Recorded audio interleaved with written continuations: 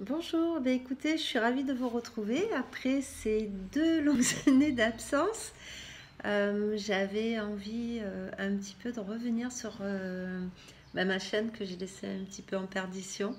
J'ai eu durant ces 2 ans beaucoup de choses qui se sont passées, euh, notamment des choses très très personnelles, hein, où j'ai pu évoluer. Et aujourd'hui, j'avais envie de renouer un petit peu avec cette chaîne-là, la faire revivre, pourquoi pas, en espérant que je m'y tienne. Donc, j'espère que vous vous portez tous bien, que les énergies du moment vous secouent pas trop.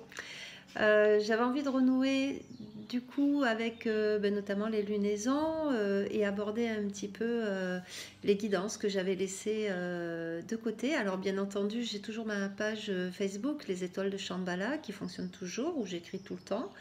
Euh, pardon. Vous avez également mon site alexandradelmonto.com qui reprend un petit peu, pareil, les étoiles de Shambhala. Là, c'est mon site, on va dire vitrine, hein, où vous allez retrouver. Alors, il est relativement nouveau, lui aussi. En fait, j'apporte beaucoup de nouvelles choses en ce moment. Donc, il est repensé. Pour ceux qui me connaissent, qui sont abonnés à ma chaîne, malgré tout, alors vous savez que je m'appelais Sonia. Alors, notamment, parmi les choses qui ont changé, ça a été mon prénom. Officiellement, j'ai changé mon prénom. Puisque à l'époque où j'ai cessé un petit peu de faire des vidéos, je pense que la dernière, je ne sais même pas si ça fait pas 3 ans d'ailleurs, mais à cette époque-là, j'ai entamé pendant 2 ans des études en psychogénéalogie. Il s'est passé énormément de choses, ça a fait remonter énormément de choses. Et donc du coup, j'ai changé carrément mon prénom. Donc pour une histoire, je n'aborderai pas ici quand même. Mais quoi qu'il en soit, aujourd'hui, je m'appelle Alexandra. Je me présente. Donc aujourd'hui, je suis Alexandra. Euh, voilà, officiellement, voilà, dans mes papiers d'identité, tout ça, tout a été changé. Donc voilà ce que je pouvais vous dire. J'espère que vous vous portez bien. Alors aujourd'hui, je voulais vous retrouver autour de la nouvelle lune qui arrive, hein. Alors c'est un peu particulier, vous allez le voir, mais parce que tout simplement au niveau on va dire de la thématique et le fait que je reprenne ces vidéos, ces vidéos sur YouTube. Bon, mais c'est en corrélation, bien entendu.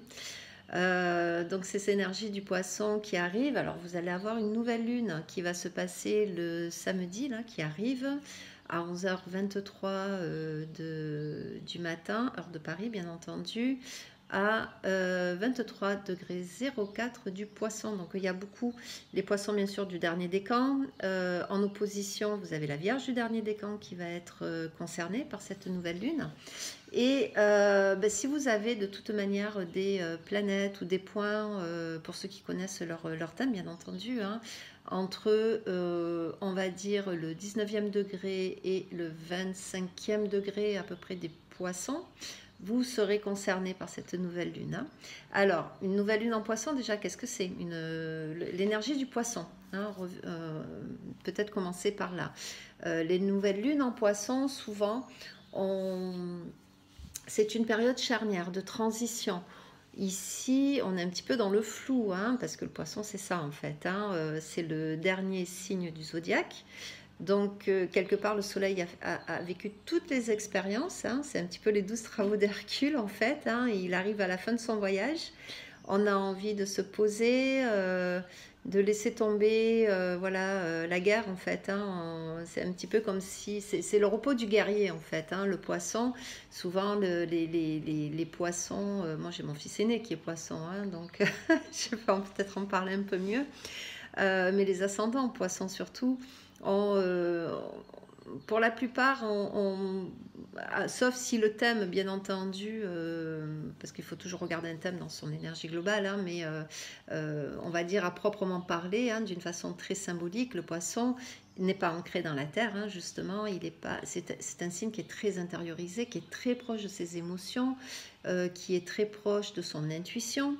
Il faut savoir que voilà, les énergies du poisson ont à 2 mètres, hein. Vous savez que chaque signe, pardon, appartient à une maison de vie particulière et à une ou deux planètes selon les signes. Donc le poisson, il est régi notamment par la grande Neptune, belle planète bleue énorme, et Jupiter également, qui est son second maître. Donc Neptune, c'est une planète qui est extrêmement lente, c'est-à-dire qu'il fait le tour du zodiaque, de mémoire je pense qu'il met 100, je sais plus si c'est Pluton, je confonds toujours Pluton et Neptune, c'est fou, hein. Bonjour l'astrologue, hein. Mais il me semble que Neptune met 180 et quelques années à faire le tour du zodiaque, donc c'est très très long, il reste dans un signe durant 20 ans, 30 ans parfois, donc il traverse le poisson depuis déjà un bon moment. Il va y rester encore un bon moment aussi. Et Neptune, c'est le dieu de la mer, le dieu des océans, c'est la profondeur, hein. C'est pour ça que c'est un signe qui touche aux profondeurs. La maison 12 à laquelle il est relié, donc c'est la dernière maison avant l'ascendant, hein, et l'ascendant, il ne faut pas oublier que c'est le point d'incarnation, hein, puisqu'après vous avez donc la maison 1, le bélier qui renaît, hein, c'est le cri, hein, c'est le premier cri en fait, hein. Donc cette maison 12, elle est assez particulière, cette énergie du poisson est assez particulière parce que dans l'eau tout se dissout, et c'est un petit peu ce que montre Neptune aussi. C'est une planète qui va dissoudre des schémas, qui va dissoudre des situations, mais également c'est une énergie où on est un petit peu dans le flou, dans le sens où on n'est pas objectif, puisqu'ici la planète, la maison 12 et le poisson s'adressent vraiment à l'inconscient. La maison 12 représente l'inconscient, et notamment l'inconscient collectif, hein, puisqu'ici on a fait le tour, on n'est plus dans l'ego, hein, on est vraiment tous connectés dans le poisson. Donc le poisson ressent énormément de choses, c'est très intuitif, parfois il est dépassé, ce qui fait que dans le mauvais côté du poisson, il y a cette espèce de tendance à décrocher de la réalité, hein. On attribue notamment au signe du poisson à Neptune, hein, quand ils sont en mauvais aspect ou quand il y a un mauvais passage, hein, un mauvais transit, on peut toucher aux drogues, on peut toucher à l'alcool, c'est-à-dire tout ce qui touche à un état modifié de conscience. En son fort intérieur, le poisson n'a qu'une envie, c'est rejoindre le grand tout, c'est se déconnecter de la matérialité. C'est connaître, il sait intrinsèquement parlant qu'il y a autre chose, hein, au-delà de l'ego, au-delà de lui. La maison 12, c'est aussi en psychogénéalogie, en astro transgénérationnel, la maison du projet-sens. En psychogénéalogie, le projet-sens représente, on va dire, le projet du futur enfant, hein, qui va arriver dans sur Terre, hein, en fait, hein, dans la matière. Et la maison 12 représente ce projet sens, c'est-à-dire que l'arbre, entre guillemets, va commander un futur descendant, hein. Donc le projet sens intervient 9 mois avant la conception. C'est encore autre chose. De toute façon, les 3 signes d'eau représentent les mémoires. Et ici, en fonction des mémoires de l'arbre, on va commander un nouvel être, hein, qui va venir répondre aux loyautés familiales. Il représente toute la partie également donc inconsciente, l'inconscient collectif, mais aussi notre propre inconscient. Et vous le savez, pour la plupart, notre inconscient nous pilote à 90% du temps. C'est quelque chose dans lequel on n'a pas accès. En état modifié de conscience, on peut par on va dire la pratique de certaines disciplines, hein, comme la méditation. Voilà, certaines personnes sont beaucoup plus connectées à leur inconscient que d'autres, mais c'est pas quelque chose de mental, hein, c'est quelque chose qui est bien au-delà du mental. Et bien souvent, on est auto-guidé, piloté à distance par cette énergie, hein, déjà l'énergie de l'arbre, mais également par tout cet inconscient qui renferme en lui. Si on y avait accès, on aurait accès. Plusieurs neuropsychiatres, plusieurs théoriciens, philosophes, spiritualistes le disent, hein, ouvrir l'inconscient, ça serait ouvrir vraiment toutes les dimensions de l'être, mais aussi toutes les dimensions du temps, tout le passé, le futur, voilà. C'est un gros schmilblick là. C'est même pas la peine d'essayer d'y accéder entre guillemets, on ne peut être que piloté, mais la meilleure façon on va dire, d'être connecté à cette inconscient-là, c'est de s'observer. Hein. Et de là, le mental peut aider à ce moment-là, l'ego peut aider à ce moment-là à trier, hein, à trier, à analyser, voilà. Donc, c'est une énergie. Dans les poissons, vous l'aurez compris, c'est pas facile. On est à la fin d'un cycle. On sent hein, qu'on est arrivé au bout de quelque chose. Et en même temps, on est poussé par ce qu'il y a derrière, puisque derrière, on a ici l'ascendant et le signe du bélier. Donc, la prochaine pleine lune se passera en bélier. Hein.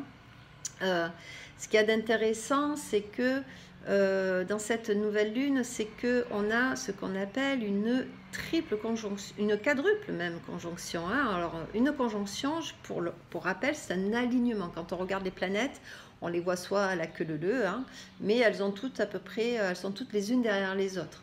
Donc, c'est ce qu'on appelle une conjonction sur un thème. On voit les deux planètes qui sont collées les unes aux autres.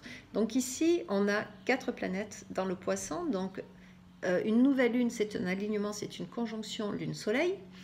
Et cette conjonction lune-soleil, cette nouvelle lune, elle est conjointe elle-même à Neptune, qui elle-même est conjointe à Vénus. Waouh, ça fait beaucoup de planètes en poisson. Donc, on est baigné dans des énergies ici où c'est un peu pour moi une capsule, c'est une petite bulle de douceur.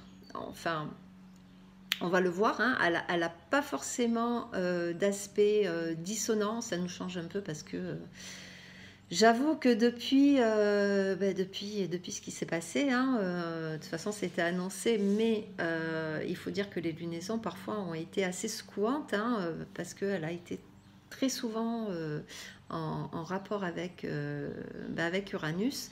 Bon, elle est encore une fois ici, hein, de toute façon toutes les lunaisons actuellement sont conjointes avec Uranus. Et Uranus, c'est la planète qui traverse actuellement le Taureau, où il y a aussi la lune noire. Bon, ça on le verra peut-être un peu plus tard, j'y reviendrai. Uranus dans le Taureau, ben justement, il est chez Vénus. Hein, donc, cette Vénus qui est elle-même en aspect avec Neptune et la nouvelle lune.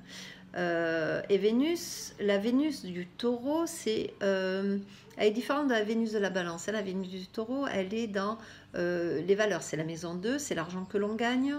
Donc, c'est tout ce qui est nos croyances, nos valeurs, ce qu'on aime, ce qu'on n'aime pas. Le beau, le pas beau, voilà. Uranus, à l'intérieur de ce signe, essaie de bouger parce que les taureaux sont un petit peu fixes, hein, c'est un signe de terre fixe. Il n'aime pas trop les changements, il aime bien sa zone de confort, et c'est vrai qu'Uranus actuellement est en train de bien secouer la zone de confort un petit peu de chacun. Donc il faudra aller voir où se trouve le signe du Taureau, hein, dans votre thème natal, pour voir où se situent ces énergies. Donc ce sont des énergies qui demandent à être revisitées, renouvelées, sans perdre le sens des valeurs. Hein. On ne demande pas ici éventuellement de revisiter des valeurs peut-être qui sont trop matérialiste, hein, parce qu'Uranus, lui, c'est un éveilleur de conscience, c'est le Verseau, il maîtrise le Verseau, et le Verseau, lui, il est connecté avec son frère humain, donc il demande la collaboration, il demande à dépasser certaines limites de l'ego imposées par Saturne.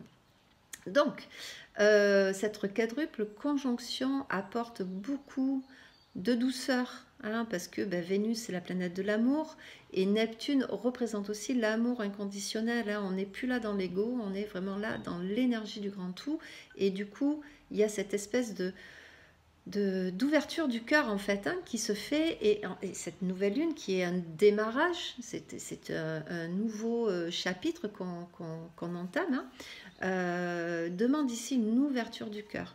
Alors, je sais que pour beaucoup, malheureusement, l'année 2020 et 2021, il y a eu énormément de pertes. Il y a beaucoup de personnes qui comment dire, ont du mal à rebondir.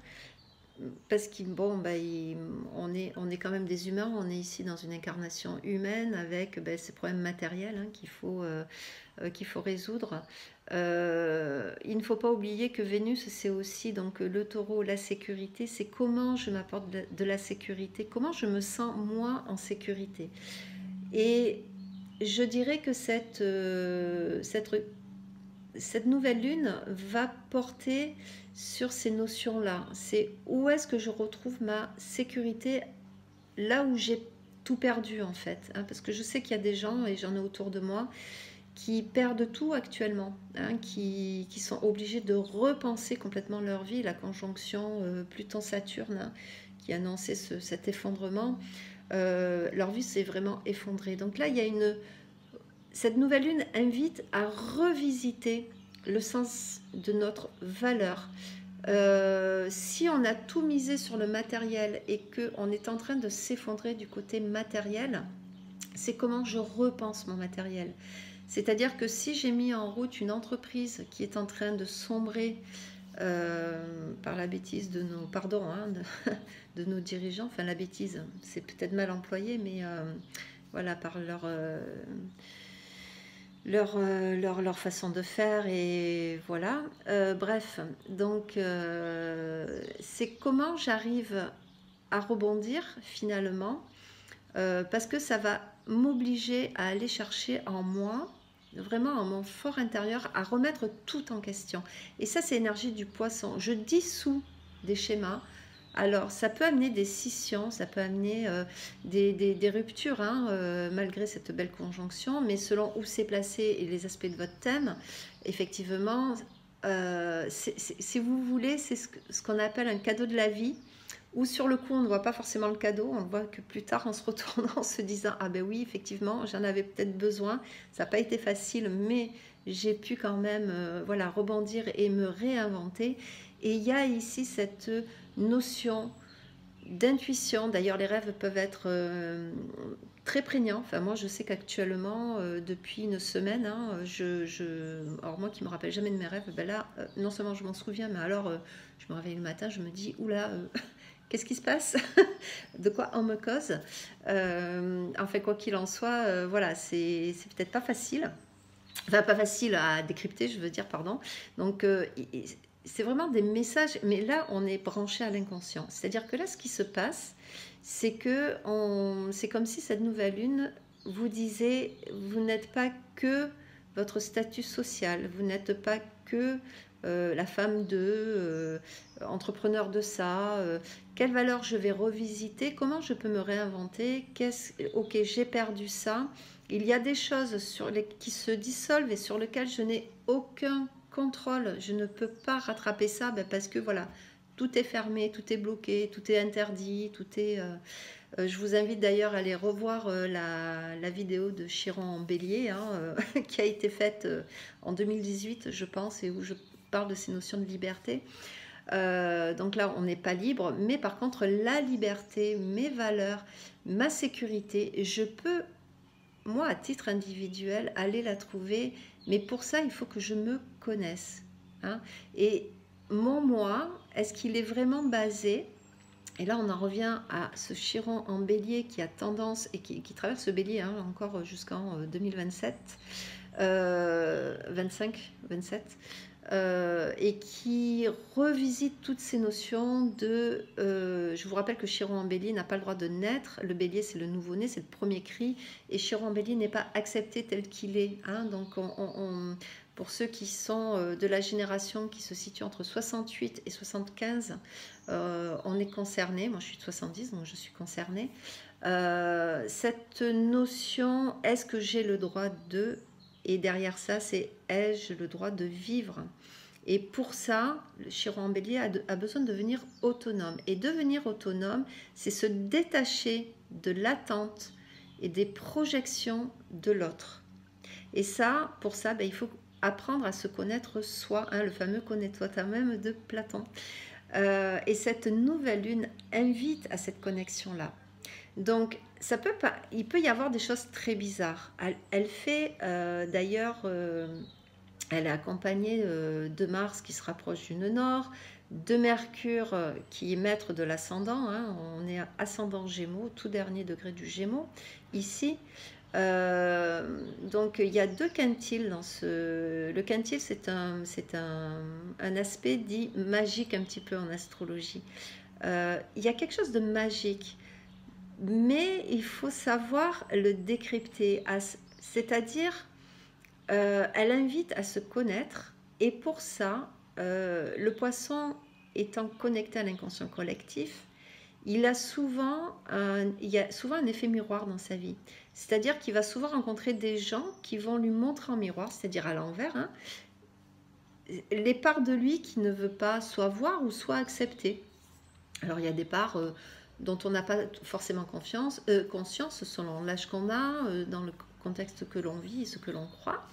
Et c'est une nouvelle lune donc qui peut porter à avoir des scissions, à se détacher de certaines situations, à se détacher de certaines personnes, à se détacher d'un travail. Il y a quelque chose qui se dissout dans nos liens, hein, puisque le nœud nord étant aussi dans le Gémeaux et Mars aussi.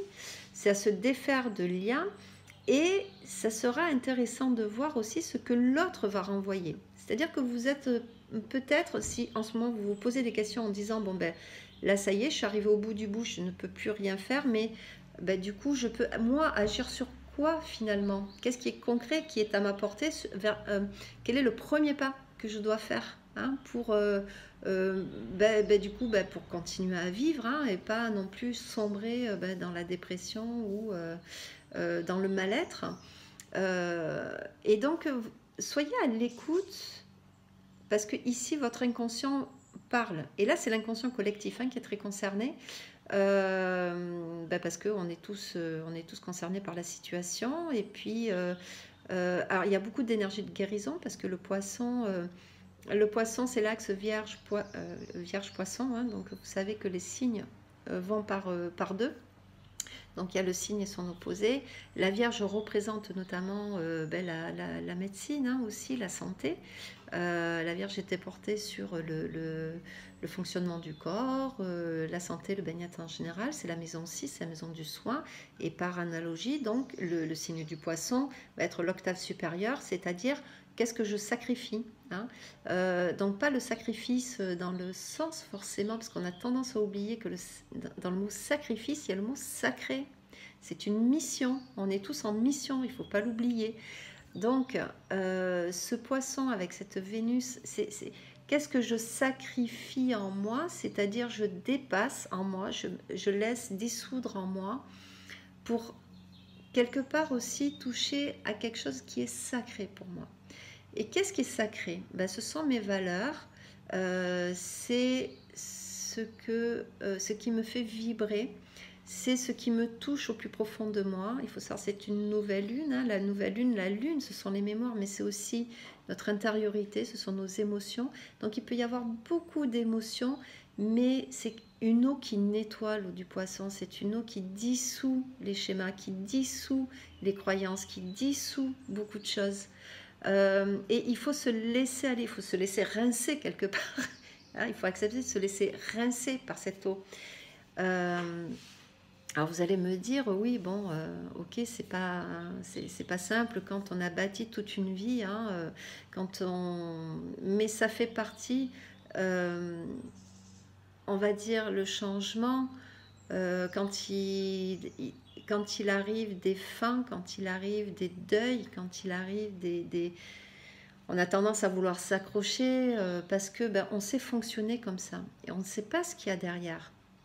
Et là, on a l'immensité, et l'immensité c'est la profondeur de l'océan, c'est l'immensité mais vous avez choisi d'être là, de vivre ça en ce moment. Il ne faut pas l'oublier que si vous êtes là, vous l'avez choisi aussi quelque part, de traverser cette espèce de part inconnue vers laquelle l'humain passe, hein, parce que là, on est dans le chasse, hein, de l'aiguille, on est en train d'aller vers une direction où on est tous concernés finalement.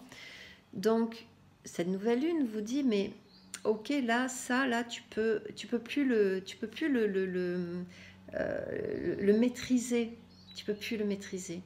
Et derrière, il y a un vide. C'est le vide abyssal hein, du poisson, c'est le vide abyssal des profondeurs de l'océan. Et le vide, ça fait peur, ça fout la trouille, parce qu'on ne sait pas, on n'a pas été conçu comme ça, on n'a pas été éduqué comme ça. Hein. On nous a toujours fait coller une image, et on a toujours collé à l'image de nos croyances. Et là, la difficulté dans cette lunaison, ça va être ça, c'est quelle est cette part inconnue en moi.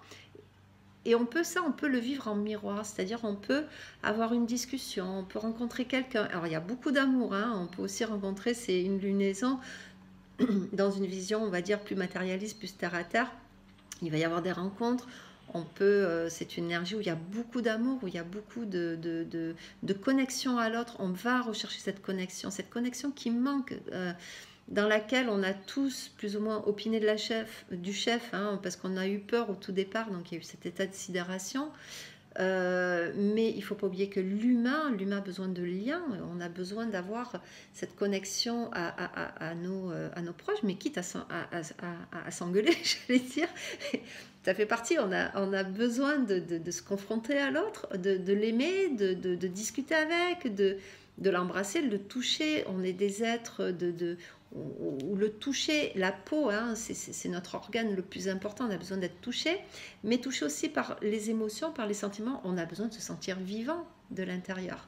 Et cette conjonction, cette quadruple conjonction, cette lunaison qui arrive là, nous dit c'est le moment là, n'aie pas peur, vas-y, tu vas pas mourir parce que tu vas t'apercevoir que tu n'es pas forcément tes croyances.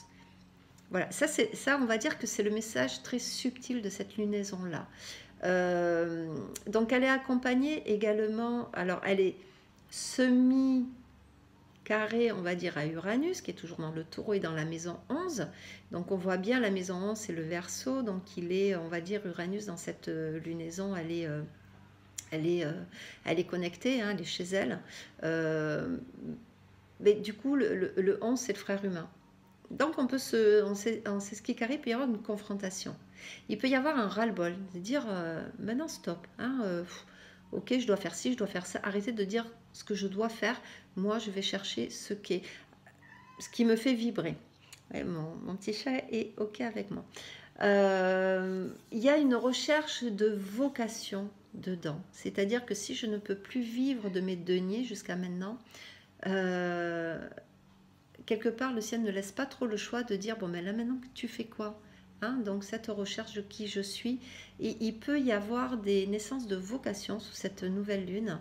Alors, tout ce qui est artiste, inspiration, intuition, émotion, on est à fleur de peau, les rêves bousculent. Si on médite, pour certains, on peut décoller, hein, faire attention. Mais en plus de ça, ce qu'il y a de chouette, moi je dirais, c'est ce sextile à Pluton. Pluton qui est dans le Capricorne, qui est à 26 degrés, qui est direct. Hein. Il faut dire que toutes les planètes sont directes. On sent que derrière l'énergie de l'équinoxe qui arrive, on a envie que ça bouge, on a envie que ça remue un peu, qu'on change un peu, qu'on respire enfin. Et ce sextile à Pluton, ce qu'il y a de bien, c'est que Pluton, c'est la lucidité. Pluton, c'est le maître du Scorpion, il ne faut pas l'oublier, et le Scorpion est très lucide. Hein. Donc, il n'y a pas de peur d'être lâché dans la stratosphère ici, de tout couper et de monter dans des sphères où on ne redescendra pas. Non, Pluton, il dit, n'oublie pas que tu es aussi t'es dans le Scorpion. Voilà, moi je te ramène en plus dans le Capricorne, qui est un signe de terre. Et qui demande à changer justement cette structure-là. Hein. C'est pour ça qu'il y a eu un effondrement. Hein, cette fameuse grosse conjonction de Saturne et de Pluton, ça a été vraiment l'effondrement de toutes les structures que l'on connaît. Et ici, la tâche que l'on a assignée, c'est change ta structure. Ça ne veut pas dire que tu vas te décoller, que tu vas vivre dans un nouvel espace, mais tu vas vivre ta structure d'une autre façon. Hein. Et donc ce Pluton qui est sextile te dit, n'aie pas peur d'aimer, parce que cette façon de ressentir peut concerner ta nouvelle façon de te structurer à l'intérieur de toi-même en fait. Donc n'ayez pas peur d'essayer, mettez-vous à écrire, mettez-vous à méditer, allez marcher dans la nature, hein. Moi je le dis souvent, la nature, le vivant, de toute façon l'humain, pour en être arrivé là où il en est, On voit bien qu'on est complètement déconnecté du vivant, on n'a plus d'empathie, on manque d'empathie envers tout ce qui est connecté. Cette recherche de spiritualité, ben, il y en a beaucoup qui ont eu leur petite bulle, qui ont explosé, hein. Pour ceux qui étaient dans une spiritualité où ils se sont un petit peu trompés, où ils cherchaient cette espèce d'image de perfection d'eux-mêmes. Ici, Neptune, il ne faut pas oublier que c'est l'amour inconditionnel et qu'il faut s'aimer aussi avec ses imperfections. On est parfait comme on est, mais on est là pour vivre une aventure. Et là, on est tous embarqués dans une sacrée aventure, je dirais. Voilà, ce n'est pas fini, mais il faut aller dans la bonne direction. Donc Mars est rentré dans le Gémeaux. Le Gémeaux, donc il fait un quintile, hein, à cette nouvelle lune. Le quintile, c'est cet aspect un peu magique, et le Gémeaux, c'est le signe du je, je, je communique, je me déplace, je fais le lien. Alors, dans le Gémeaux, c'est le lien de proximité, c'est l'école, ce sont mes apprentissages. Donc Mars, dans ce signe-là, va amener l'action, hein. On va chercher à se former, on va chercher à communiquer autrement. On va mettre de l'action, on va mettre des idées. Alors si vous aviez... puisqu'on est aussi actuellement dans un carré mondial Uranus, qui est la nouveauté, hein, qui sont les verrous qui sautent, et Saturne qui est non, non, non, moi je suis, je te rappelle que je suis la colonne vertébrale, donc il y a les lois, il y a les règles, il y a les limites, il y a le temps, Saturne y restreint, et Uranus, lui, veut tout faire sauter. Donc ce carré-là, on sent qu'il y a cette mouvance. Ok, on ne pourra pas revenir en arrière, mais on ne peut pas non plus tout perdre. On ne peut pas non plus... Excusez-moi, il y a mon chat qui fait du bruit, je suis désolée. C'est comment j'amène mes nouvelles valeurs pour pas tout perdre, hein, continuer à fonctionner, mais voilà, sans partir dans tous les sens. Donc, je sais pas plus, je me rappelle plus pourquoi ah oui, Mars en Gémeaux. Donc Mars en Gémeaux te dit dans cette on va dire cet aspect un peu tiraillé entre l'ancien, le nouveau, on ne sait pas où on doit mettre les pieds, on ne sait pas quoi faire. Et avec cette nouvelle lune, on te dit, donc tu es à la fin d'un cycle. Par contre, si vous avez des projets qui étaient restés dans le placard, si vous avez des idées, il va falloir les noter, il va falloir ressortir, dépoussiérer un peu. Ouais, c'est un peu ce que je fais aujourd'hui, hein. Je dépoussière un petit peu cette chaîne dont je ne me suis pas occupée depuis 2 ou 3 ans, je ne sais plus. C'est remettre de la communication, de mettre de l'action, on communique autrement. On peut faire un projet si je ne m'en sors pas tout seul, avec qui je peux m'associer. On peut revoir son régime alimentaire aussi. On peut se former, parce que le Gémeaux, c'est beaucoup la formation. Donc on peut se recycler ici. On peut aller voir Pôle emploi, faire un bilan de compétences, redéfinir, se réinventer. En fait, il y a vraiment, avec le quintile, cette notion de se réinventer. J'ai été jusqu'à maintenant, j'ai fonctionné comme la société me l'a ordonné, comme mes parents me l'ont ordonné. Je vais garder ce qu'il y a de mieux en moi, ce que je préfère pour l'instant, à mon niveau, à mon rythme, hein. Mais de ça, je vais le transformer pour pouvoir avancer. Parce que j'ai plus envie, finalement, de laisser tout simplement à l'autre, hein, Chiron en bélier. Je n'ai pas envie, j'ai envie de savoir qui je suis, j'ai envie de naître, peut-être sur une autre façon d'être, sur d'autres croyances, sur d'autres... voilà, enfin voilà, ça peut être tout un cheminement. Ça peut apporter des rencontres importantes également. Ben, si vous cherchez un emploi, si vous cherchez une formation, on peut rencontrer ici. Quelqu'un peut arriver dans notre vie en termes un peu de guide, hein, avec Neptune, Vénus et la nouvelle lune. Il peut y avoir une consonance de guidance ici, donc quelqu'un qui vient vous éclairer, vous apporter une solution, vous donner des idées. Il y a des rencontres amoureuses aussi qui peuvent changer la donne. Mais voilà, voilà, cette nouvelle lune, elle est... on sent qu'il y a la fin de quelque chose, on veut redémarrer autre chose. Alors, 7 jours après, hein, durant la lune montante, on va avoir, et notamment pendant le premier quart, il va y avoir l'équinoxe. Et l'équinoxe, c'est, ça y est, la lumière passe, on passe dans une toute autre énergie. Hein, c'est-à-dire que là, c'est vraiment la fin de l'hiver, c'est le printemps. La lumière va grandir, hein, là, jusqu'au mois de juin. Les jours vont rallonger et c'est la victoire un petit peu de la lumière. On est dans ce cycle-là. Et donc, ça sera le temps, notamment de la prochaine pleine lune, on le verra, de vraiment se mettre en action. Donc pour l'instant, vous dépoussiérez, soyez connectés à vos émotions et laissez-les, si ce sont des émotions d'amour, de connexion, et c'est ce qu'il faudra aller chercher. Moi, enfin, du moins, je vous y invite. Alors c'est ok, c'est let's go, notez, faites, laissez-vous porter par cette énergie-là. En plus, elle fait du bien. Si vous êtes plus à fleur de peau dans les émotions,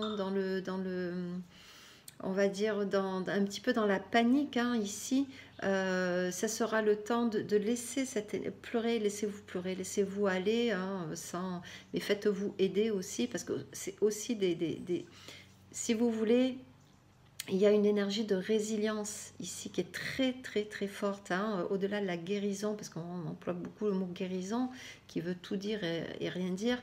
J'emploierais le mot de résilience. Hein. Il y a quelque chose ça y est, on assimile. Hein, il y a une assimilation de quelque chose. Ça dépend où ça tombe dans votre thème. Alors, ça peut prendre... C'est toujours pareil, hein, parce que l'astrologie est toujours un potentiel, selon l'âge que vous avez, où vous en êtes dans vos cycles planétaires, selon votre thème natal. Ça peut être des énergies qui peuvent être tout simplement très intimes, très subtiles, et pour d'autres, ça peut amener vraiment à quelque chose de très concret. Mais n'oubliez pas que tout démarre de nous. Hein, tout démarre de nous.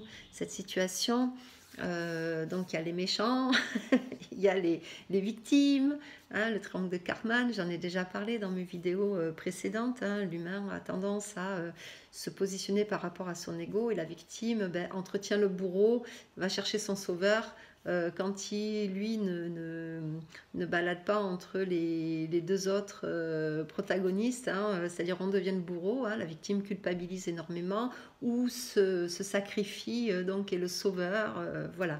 Donc ce triangle-là, cette triangulation-là, il va falloir peut-être la revoir, et moi je vous invite à vous détacher d'une certaine image, voilà, à vous détacher d'un certain fonctionnement, parce qu'il y a cette notion de résilience qui est très forte, et qui, voilà, qui invite à